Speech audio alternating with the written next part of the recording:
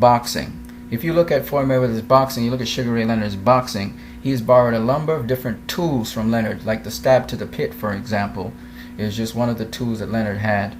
And though Floyd doesn't use his jab as much, he kind of throws his jab somewhat like how Sugar Ray Leonard does. And obviously he was also a fan of Muhammad Ali, as you can tell from certain ways how he does his pull counters, which Muhammad Ali does, Sugar Ray Leonard did, and also just a number of things in how he moves his stance, how he pulls back instead of trying to slip punches.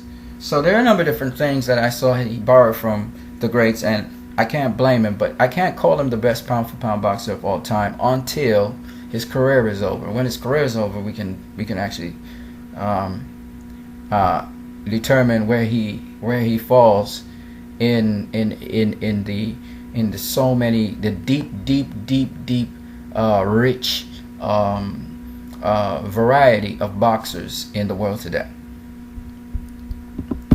Manny Pacquiao is also someone that this particular group of people put as the best pound-for-pound boxer of all time. Again, it's a bit too early to talk about that. I know their careers are winding down, Pacquiao and Floyd Mayweather, but it's not as yet time to talk about that. But what I can say about Manny Pacquiao, there's 100 million things.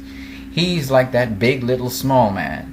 This guy is right now campaigning at welterweight, and he began his career at minimum weight and flyweight. Okay, that's an amazing career this guy's had. So he started off at 112, 115 pounds, 105 pounds, and he's now at 100. He's campaigning at 147. And nobody in the history of boxing has ever won 8 division world titles.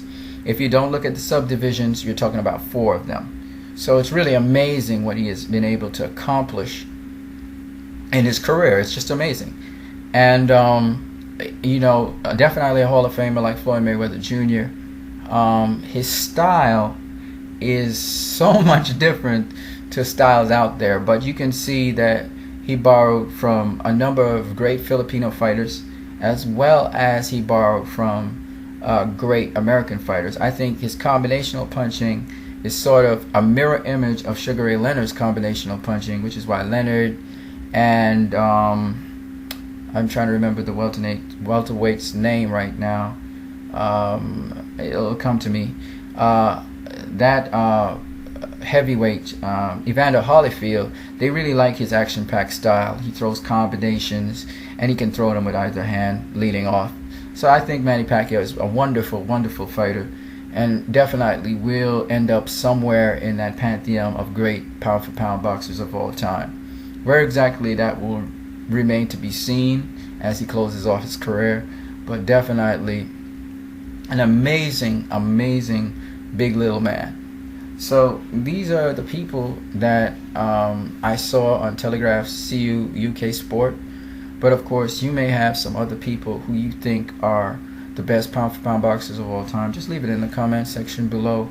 I'm always looking for new names and new people to research and look at to see how good they were. Of course, some of the people who are left out here are, even though this was before pound for pound came about, Jack Johnson, of course, has to be listed there. One of the greatest, most dominant heavyweights they tried to stop him from being heavyweight. They tried to see him lose because of racism. So, I mean, this guy was just amazing. He had to fight against racism. They had actually exiled him from the country for sleeping with prostitutes who were white. They made this law so that they could catch him. Especially Congress made a special law to try and catch this guy. I mean, it's just amazing how much hate this guy got in his life. And up to this day, they had him under criminal charges. So I think Jack Johnson definitely set the tone for colored boxers like Manny Pacquiao, like Floyd Mayweather. He basically broke the bar, and he broke it at the highest level, at heavyweight level, so that we could have minorities and people of ethnicities, of other ethnicities in boxing. And it's so huge what Jack Johnson has done, but they have blacklisted this guy, and as some people said, they need to pardon this guy. Now there are also other fighters like Mexican fighters And well, of course, we have a Filipino fighter in front of us right now, and we have fighters from Nicaragua, from Panama, from Cuba, from all around the world. Even we have Asian fighters like from India and Pakistan. Great fighters. And it's sad how racism can really take away from the beauty of boxing. But that's the nature of the beast. It's also run by the mafia and the mob, so and kind of determines geopolitics and